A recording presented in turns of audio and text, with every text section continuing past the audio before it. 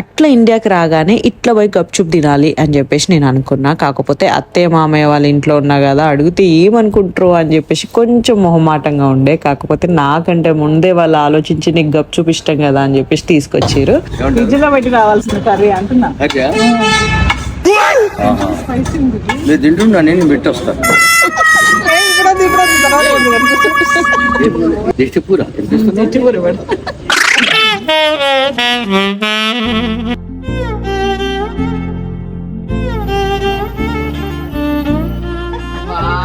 మా అత్తయ్య మామయ్యని చూస్తే ముచ్చటేస్తుంది. ఎట్లరా వీళ్ళు ఇంత క్యూట్గా ఉంటారు ఒకరికొకరు అని చెప్పేసి అనిపిస్తుంది. అంటే మ్యారేజ్ అయిపోయి ఇన్ని ఇయర్స్ అయినాక కూడా వాళ్ళ రిలేషన్షిప్ ని అంత ఎంజాయ్ చేస్తారు. అందుకే నాకు అట్లా అనిపిస్తుంది. ఇక గప్చుప్ ఫుల్గా మెక్కేసి ఇంటికి రాగానే ఎగ్ ఫ్రైడ్ రైస్ కూడా తెచ్చిపెట్టారు. ఇక పొట్ట చెక్కలు అయ్యేటట్టు తిన్నా. నేను ఇండియాకి వస్తే ఎదురు చూస్తాను అన్నమాట ఇట్లా తినడానికి. దట్స్ ఇట్ గైస్, సబ్స్క్రైబ్ అయితే చేసుకోండి.